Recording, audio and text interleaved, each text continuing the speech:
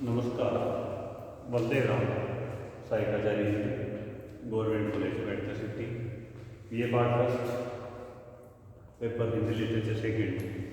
Paper Hindi literature second के अंतर्गत हिंदी साहित्य का जो इतिहास है और आपकी भाषा संबंधी अध्ययन है वो अपन कर चुके हैं। तो इतिहास में अपन आदिकाल का अध्ययन कर लिया। अब अपन जो भक्ति काल है उसके बारे में अध्ययन करेंगे। आचार्य रामचंद्र शुक्ल ने हिंदी साहित्य के इतिहास को 4 भागों में उन्होंने बांटा था। पहला आदिकाल, जिसको उन्होंने वीर गाथा काल नाम दिया था। वीरता की जो प्रवृत्ति थी वो उस काल में प्रधान थी और उस काल में आपके राष्ट्र ग्रंथों की रचनाएं खूब सारी उच्चारण के लिए की थी और उनमें वीर रस की प्रधानता थी। उस वीरता की प्रवृत्ति को आधार बना करके और उस समय के जो प्रसिद्ध जो ग्रंथ थे उनको आधार बना करके उसका नाम उन्होंने वीर गाथा काल दिया था। तो दूसरा जो काल है भक्ति काल, यानी मध्यकाल के 2 पार्ट है, पूर्व मध्यकाल, उत्तर मध्यकाल। पूर्व मध्यकाल और उत्तर मध्यकाल। पूर्व मध्यकाल को भक्तिकाल कहा जाता है और इसको रीतिकाल कहा जाता है। और जो चौथा है इसमें आपके आधुनिक काल। आधुनिक काल को आचार्य रामचंद्र शुक्ल ने गद्य काल कहा है। इस काल में गद्य की प्रवृत्ति प्रमुख थी और इस काल में आपके भक्ति की प्रवृत्ति प्रमुख थी और इस टाइम पीरियड में रीति की तत्व की प्रधानता थी। इस आधार पर इन्होंने नामकरण किया था। अब इसका जो टाइम पीरियड माना जाता है आचार्य रामचंद्र शुक्ल ने विक्रम संवत 1050 से 1375 के बीच में आदिकाल और 1375 से 1700 के बीच का जो टाइम पीरियड है इस काल में उन्होंने भक्ति काल नाम दिया था और 1700 से 1900 का जो टाइम पीरियड है इसमें उन्होंने रीतिकाल नाम दिया और 1900 से 1980 के बीच का जो टाइम पीरियड था उसको उन्होंने गद्य की प्रवृत्ति के आधार पर गद्य काल नाम दिया था। तो आज अपन अध्ययन करेंगे भक्ति आंदोलन के उदय के कारण।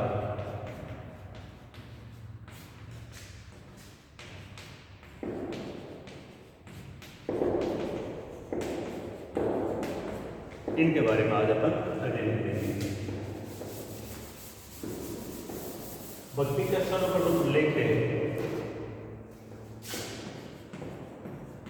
सवित्र उपनिषद में।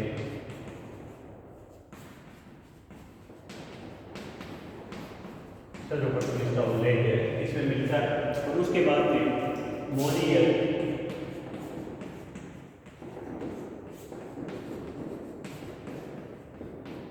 विलियम्स इनके अनुसार भक्ति का उदय या वध धातु से भक्ति का उदय माना जाता है, वध धातु से।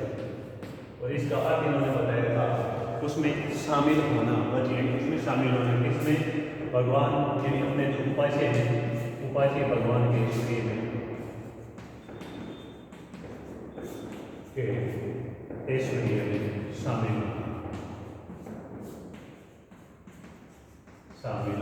होना। अब अपन इसके बारे में थोड़ा आगे यदि अपन करें तो देखने में आता है यानी आर्य वो भारत में बाहर से आए थे और वो सैनिक जीवन के अभ्यस्त थे और उनकी जो कल्चर यानी जो संस्कृति थी वो ग्रामीण परिवेश के अनुकूल थी। और आर्यों के आने से पहले भारत में आपकी जो जातियाँ थी गंधर्व है, ये मतलब आपकी जातियाँ नगर या नागर जो संस्कृति थी उसकी अभ्यस्त थी। यानी दोनों ही संस्कृतियों में जैसे ही मिलन हुआ था, मिलन होने का मतलब आपके भक्ति के उदय में या भक्ति का जो बीज है इस टाइम पीरियड में भी देखने में आता है।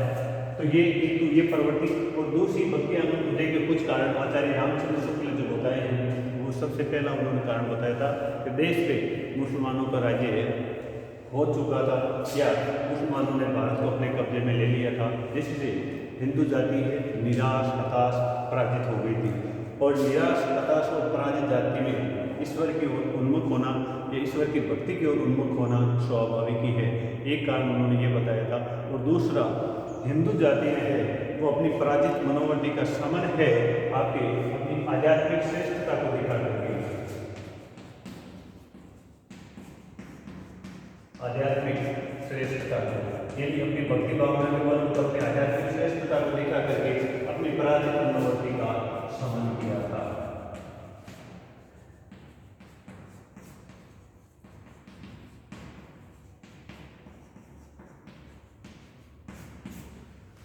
तीसरा एक और जो कारण है वो ये माना जाता है डॉक्टर सत्येंद्र भक्ति, डॉक्टर सत्येंद्र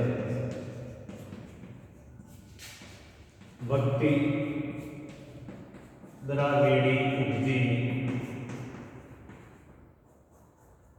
उपजी लाय रामानंद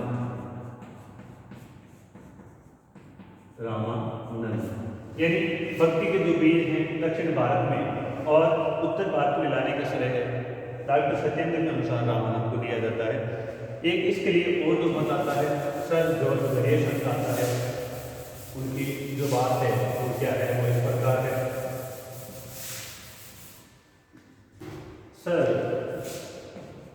जॉर्ज ग्रेशम के अनुसार भक्ति का उदय यानी इस भक्ति आने ये कहते हैं कि मतलब ईसाई धर्म भारत में जो भक्ति का उदय हुआ या भक्ति आंदोलन जो चला था उसके मूल में है वो आपके ईसाई धर्म को मानते हैं और वो ये कहते हैं कि रामानुजाचार्य को प्रेमोल्लास और भाव के जो आपके भावोल्लास यानी कि ये दोनों तत्व इनको ईसाई धर्म से मिले थे और ये इनका तर्क है बिल्कुल हास्यास्पद लगता है। इसलिए इस मत के प्रयोग में ज़्यादातर लोगों की राय है नहीं, क्योंकि ज़्यादातर अपनी असहमति ही इसके प्रति व्यक्त करते हैं। आचार्य प्रसाद द्विवेदी वो आचार्य रामचंद्र शुक्ल के सर्वथा बेटे अपना मत रख रहे हैं। आचार्य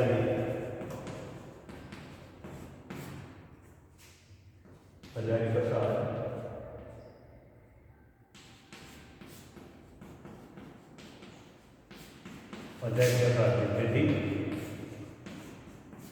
ये कहते हैं हिंदू है वो आशावादी जाति है, आशावादी जाति है और आशावादी जाति में या वक्त के हृदय में निराशा का कोई नहीं हो सकता,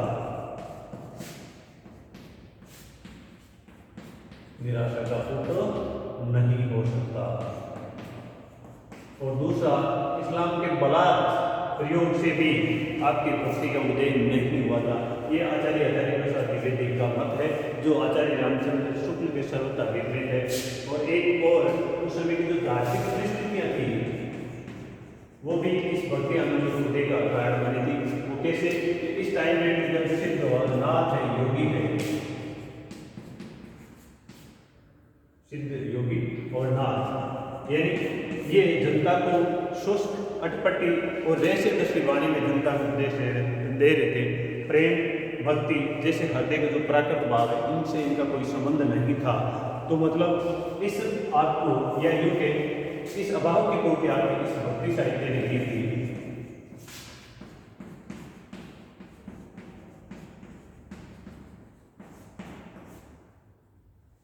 एक और जो मत है आलवार, अपन पहले भी डॉक्टर सत्येंद्र का मत पढ़ चुके हैं। भक्ति द्राविड़ जिलाए रामानंद यानी दक्षिण भारत में जो भक्ति का उदय हुआ था उसको अनुकूल वातावरण उत्तर भारत में मिला था। तो 7वीं शताब्दी में दक्षिण में आलवार भक्तों ने इस भक्ति आंदोलन यह भक्ति की भावना है इस टाइम में इसमें आगे बढ़ चुकी थी। तो ये आलवार भक्तों ने वैष्णव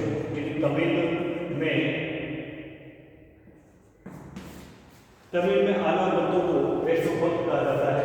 तो सेव नायनार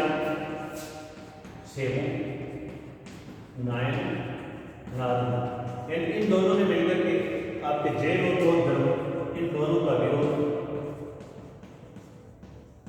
और भक्ति भावना आस्तिक भावना का प्रसार, आस्तिक भावना का प्रसार कर भक्ति को जगाना, भक्ति भाव को आगे बढ़ाना, ये इनका काम था। आलवार इन जो वैष्णव भक्त थे वो तमिल में आलवार कहा जाता है। इनकी संख्या 12 मानी जाती है और ये इनका जो ग्रंथ है दिव्य प्रबंधनम है जो तमिल भाषा में, और इन्होंने अपने पद शैली में गीत लिखे हैं और 4000 के करीब इसमें इन्होंने संकलन किया है। तो मतलब ये भी एक प्रकार से भक्ति आंदोलन का कारण बना था। और अपन यदि इसको थोड़ा और देखें तो भारत में या भारतीय जो धर्म साधना है, भारतीय धर्म साधना में भक्ति की एक लंबी स्पष्ट सुदीर्घ परंपरा रही है। यानी महाभारत का चाहे भीष्म पर्व हो,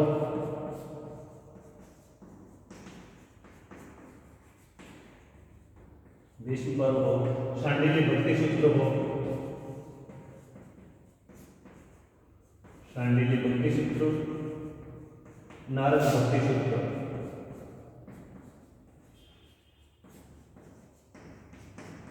यानी इसमें भक्ति का उल्लेख मिलता है। तो ये एक प्रकार से अपन कह सकते हैं कि भक्ति अनुदय केवल दक्षिण में नहीं, इसलिए इस प्रकार की परंपरा बाद में लंबे समय से चल रही थी। रामानंदाचार्य है, रामानंद वल्लभाचार्य है, इन्होंने अपने मत का प्रचार और प्रसार करने के लिए अवतारवाद और एकेश्वरवाद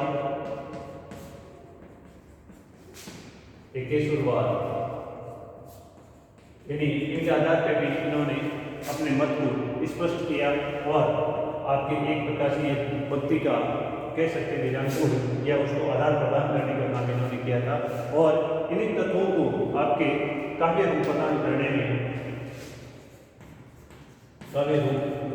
करने में आपके भक्ति काल के विशेष रूप से संत हैं गोस्वामी तुलसीदास, ये संत नहीं, संत मार्ग की शाखा के जो कवि थे निर्गुण मार्ग की शाखा की वो, तो मतलब आपके कबीरदास है, नामदेव है, या जो भी इस टाइम के जो संत थे गोस्वामी तुलसीदास है, मीरा है, इन्होंने इसको क्या है काव्य रूप प्रदान किया था। तो इस प्रकार से भक्ति आंदोलन का उद्देश्य इसके बारे में आज हमने अध्ययन किया था। अगले अध्याय में भक्ति काल की जो परिस्थितियाँ हैं उनके बारे में अध्ययन करेंगे। धन्यवाद।